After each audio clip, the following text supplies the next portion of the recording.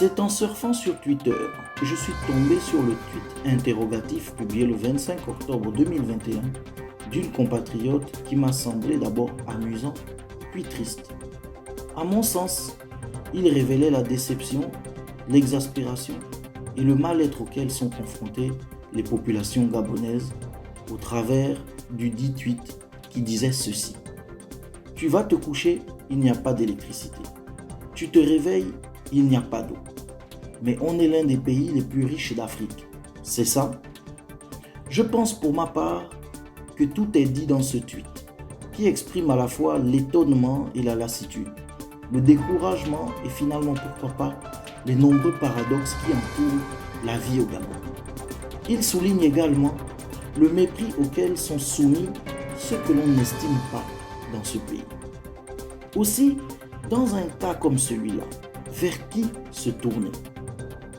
Comment un pays si riche peut-il être si mal géré que les populations finissent par figurer parmi les plus pauvres du monde?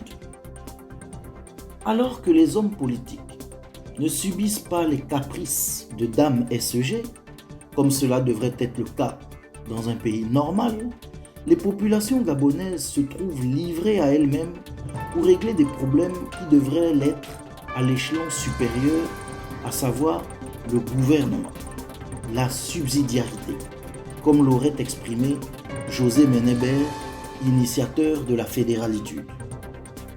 Comment peut-on expliquer que depuis 2016, voilà maintenant 5 ans, le Gabon, dont le taux de pluviométrie annuel est en moyenne de 1803 mm sur toute l'étendue du territoire, tandis qu'il varie de 3000 à 3200 mm dans le nord-est, près de Libreville, se trouve avec des délestages aussi fréquents. Pour imaginer la chose, le Sénégal, qui est un pays beaucoup plus chaud que le nôtre, a un taux de pluviométrie moyen de 360 mm. Quand Dakar, précisément, dont le climat est jugé désertique, il n'y a pratiquement aucune précipitation toute l'année. La moyenne des précipitations annuelles atteint 263 mm. Pour le Cameroun, juste à côté de nous, le taux de pluviométrie moyen est de 2248 mm de pluie par an. Quand Yaoundé, qui est comme nous, caractérisé par de nombreux mois de pluie forte, les précipitations moyennes sont de 1727 mm. Et pourtant, dans les deux pays pris en exemple pour ma démonstration, les populations ne subissent pas les délestages intempestifs que subissent nos populations. Pourquoi? Serait-ce une hérésie de croire que le Gabon et sa population mériteraient bien plus que ce à quoi ils ont droit aujourd'hui? Qui est responsable du secteur énergie dans ce gouvernement? Qui est responsable de la société d'énergie et d'eau du Gabon?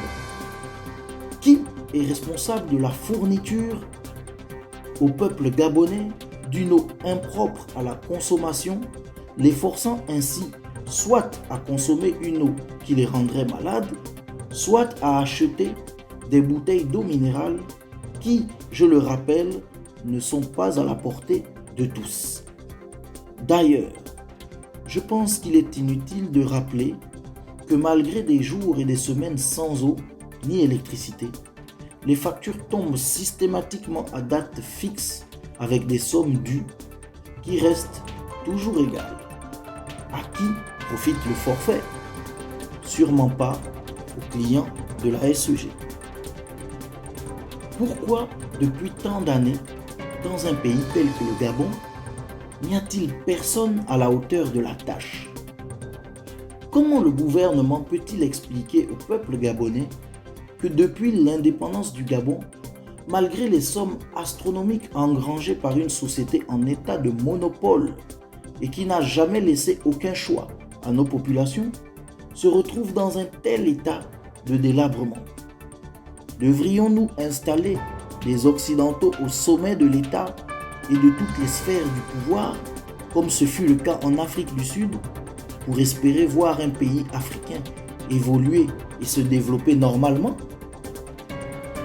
Voyez-vous, depuis que nous observons la sphère politique gabonaise et la façon dont les événements se déroulent dans ce pays qui aurait dû être un paradis pour tous, mais qui l'est que pour quelques-uns et qui finalement est un enfer pour la majorité de nos compatriotes, nous avons l'impression que notre pays est dirigé et géré par des prestidigitateurs et autres apprentis sorciers.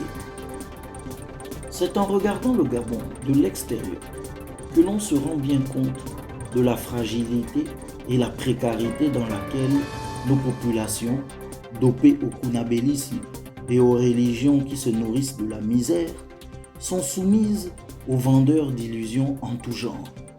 Tout ceci pourrait donner l'impression que le peuple gabonais serait dans un milieu carcéral où des matons en costard-cravate lui imposeraient des instinctions de feu sans que ces derniers n'aient aucune voie de recours. Serait-il présomptueux pour un peuple de demander des comptes à son gouvernement et à l'équipe qui anime la direction de Dame SEG? En effet, sans trop intellectualiser la chose, je pense que nous devrions revenir aux fondamentaux et nous poser des questions les plus simples. Quelle est la cause des délestages et la fourniture d'une eau sale au robinet de nos populations? Est-ce dû à la malveillance de ceux qui gouvernent? Est-ce dû à la vétusteté des infrastructures? Est-ce lié à l'incompétence de ceux qui gouvernent ou celle de ceux qui dirigent la SEG? Qui est donc responsable de cette souffrance que vous subissez chaque jour? Serait-ce une méthode de soumission des masses tirée du livre de Nicolas Machiavel, Le Prince? Serait-il possible qu'au XXIe siècle, à l'ère d'Internet qui circule à la vitesse de la lumière, des candidats à une élection présidentielle vous offrent l'eau et le courant? Est-ce normal?